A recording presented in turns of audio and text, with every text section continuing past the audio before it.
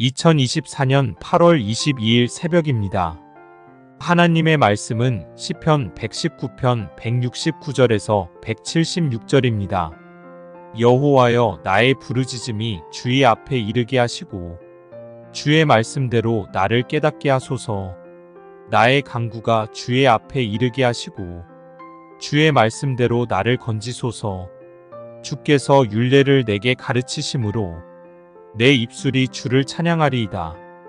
주의 모든 계명들이 의로움으로 내 혀가 주의 말씀을 노래하리이다.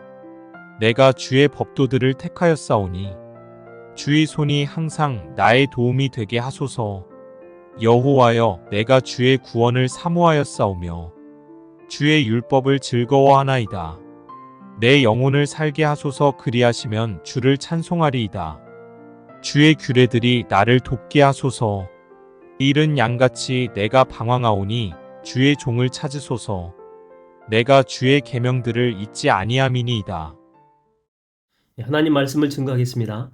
평생을 하나님을 찾아다닌 사람이 있습니다. 내가 하나님 반드시 찾을 거야. 그러면서 산으로 가고 그 산 중에서도 가장 높은 산이 있죠. 혹은 또 가장 영험한 산으로 이렇게 이름난 그런 산에 가가지고 밤샘하면서 주님을 찾기도 하고, 그리고 또 바닷 가운데로 갑니다. 신령한 바다라고 소문난 곳이 있습니다. 태평양에 주로 많이 있다라고 하는데, 그곳으로 가서 하나님의 존재를 만나보기를 원했죠. 그러니까 명산이나 영험한 장소, 바다 전체, 전 세계를 다 돌아다니는데 결국 찾지 못한 것입니다. 그래서 이 사람은 이 모든 여행을 마치고 자기 집에 이제 돌아온 거죠. 실망스럽기도 하고 피곤하기도 하고, 그래서 한숨만 막 푹푹 쉬고 있는데 갑자기 주님의 음성이 들려오더라는 거죠. 나 여기 있다. 나 여기 있다. 이 성령의 강력한 울림이 이 속에서 막 터져 나오는 거죠. 그러면서 이 사람이 깨달은 것이 무엇인가 하면 절대 인간은 이 사람을 찾을 수가 없다라고 하는 것입니다. 단지 하나님만이 사람을 찾아오실 수 있다라고 하는 거죠. 광야에서 양은 길을 잃어버리면 양 스스로는 절대 목자를 찾을 수가 없습니다. 일단 그럴 수밖에 없는 것이 개처럼 이 코가 발달된 것도 아니고, 그렇다고 해서 이렇게 눈이 좋은 것도 아니죠. 시력이 매우 좋지 못합니다. 바로 앞에 있는 것도 제대로 보지 못하죠. 그래서 스스로 알아서 목자를 찾아올 가능성은 거의 없습니다. 목자가 양을 찾는 것이죠. 여러분, 아브라함이 하나님을 먼저 찾은 것 아니죠.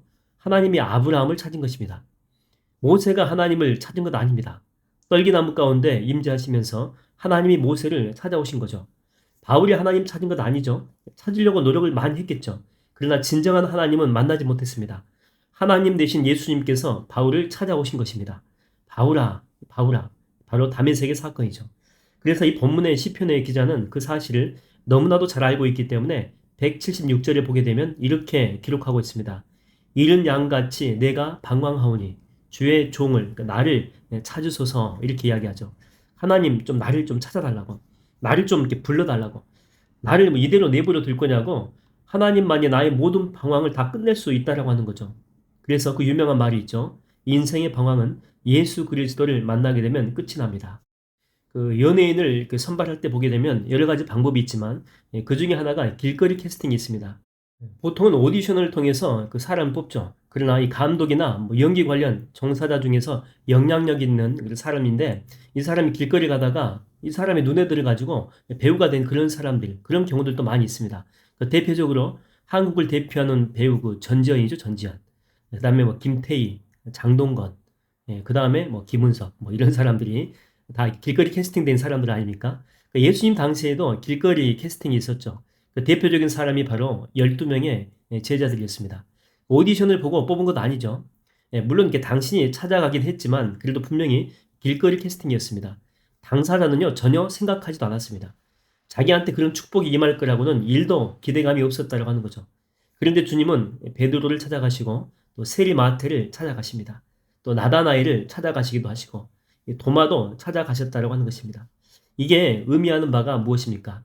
주님은요, 우리를 찾아오시는데 장소나 시간이나 이런 것들을 정해서 오시는 것이 절대 아닙니다. 또 우리가 그걸 조정할 수 있는 것도 아니죠.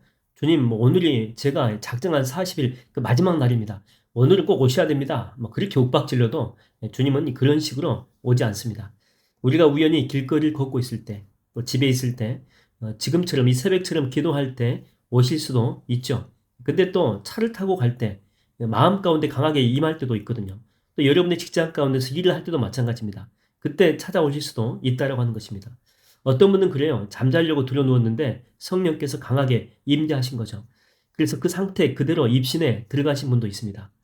계시록 3장 20절에 보게 되면 이렇게 나옵니다. 볼지어다 내가 문 밖에 서서 두드리노니 누구든지 내 음성을 듣고 문을 열면 내가 그에게로 들어가 그와 더불어 먹고 그는 나와 더불어 먹으리라. 우리 마음 문을요, 주님께서 언제 두드릴지 몰라요. 언제 찾아올지 몰라요. 그러므로 중요한 것은 주님이 놓고 하시면 활짝 열어줄 그 마음의 준비가 우리 가운데 필요하다라고 하는 것입니다. 여러분, 오늘 주님은 여러분들을 찾아오실 것입니다. 근데 언제 오실지는 몰라요. 또 어느 때 오실지도 몰라요. 그래서 여러분의 마음 문을 그냥 활짝 열어 놓으십시오. 기도하며 또 기대하며 사모하는 마음으로 오늘 하루 감사함으로 한번 보내보십시오. 하나님의 영은 반드시 여러분 가운데 임할 줄로 믿습니다. 기도하겠습니다. 하나님 아버지, 저는 양과 같이 정말 눈의 시력이 좋지 못합니다. 어디로 가야 될지, 또 어떤 길로 가야 될지, 어느 때 이동해야 될지 아무것도 알지 못하는 것이 바로 연약한 저희들의 인생이고 저희들의 삶입니다. 주님 찾아와 주셔서 저희들의 인생의 방황을 끝내게 하여 주시옵시고 정말 하나님 때문에 예수님 때문에 인생 가운데 소망을 발견했다. 또한 희망을 발견했다. 비전을 발견했다. 그런 영적인 고백들이 우리 마음 가운데 있을 수 있도록 성령 하나님 강력하게 역사하여 주시옵소서. 오늘 또 하나님의 영으로 사로잡힌 바 되어서 믿음으로 살게 하여 주시고 감사함으로 살게 하여 주시옵소서. 예수님의 이름으로 기도하옵나이다. 아멘.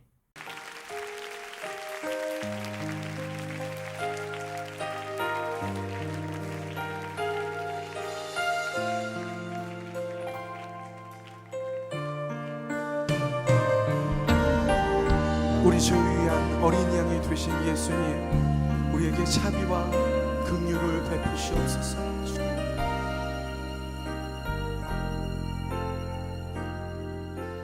우리 모두 양과 같이 길을 잃고 죄갈 길로 갔네.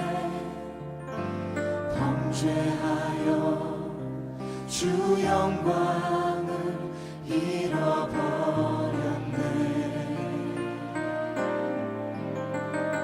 주의 영광을 다시 보게 하소서. 주의 임재 가운데 살게 하소서. 오 주여,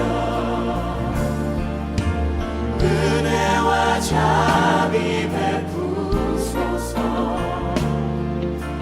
이 땅을 고치소서. 우리 죄를 사소서. 주의 영광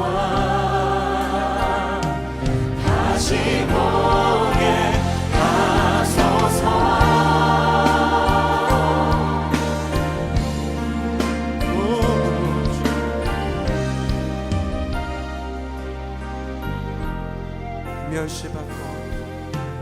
멸시받고 거절당하신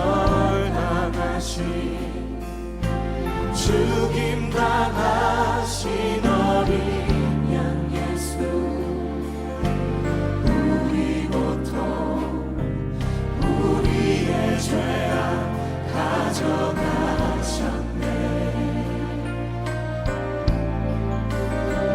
아들 예수의 피로 정결케 하사 아버지 앞에 경배하게 하소서. 오 주여, 은혜와 자비 베푸소서. 이 땅을 고치소서.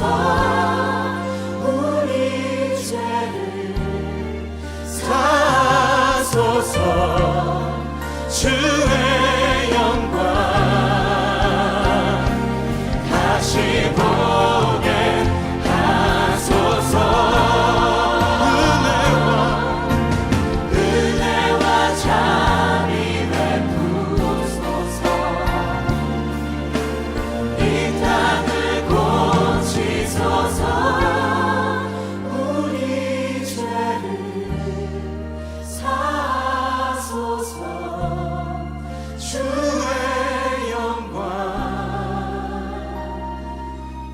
다시 보